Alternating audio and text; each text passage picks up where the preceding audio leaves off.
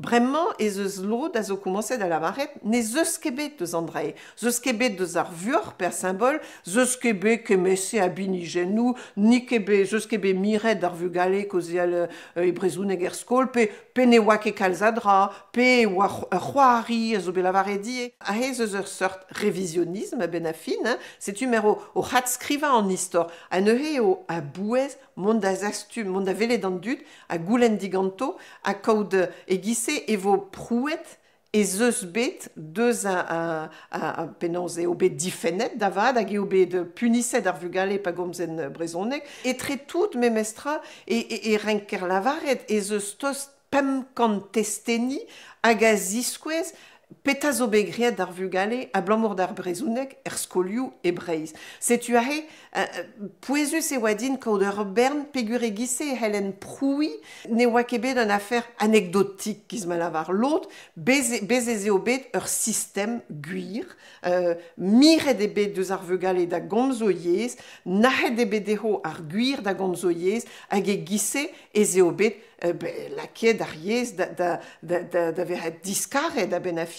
Perak kastiz a bugale pa gomzont o yez o unan. C'hoaz e c'heller kompren matre, bon, ur bugel zo bet o c'henem gant war a porz, pe zo bet drouk, pe beta e viche kastizet. Bon, André, matre, c'heller kompren. Me kastiz a ur bugel, peguir e komz e yez, hag a zo e yez nemeti peur liesa, hag a zo yez e dud, a yez e dud koz, hag e dud ku en e raouk, hag a on bez koet pegur barzant testenioù a ur berntud quasiment en ol a lavar a tao quand tu faisais la faute. Hein? Quand on faisait l'erreur de parler en breton. Change-ta ar yez a oa ur fazi.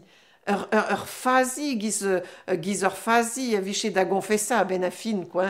Hag pa vez laket en da speret eo da yez ur fazi penans gavtit e piche c'hoant da dreuskaz ar yeze das bugale.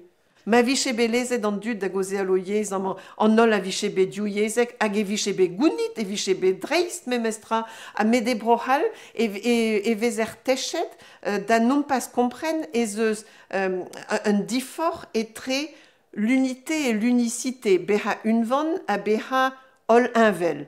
Bezeheller beha assemblez a beha disinvel. Hag e kenver yez e a memestra ur mesklaj a zo e tre langue unique à langue commune.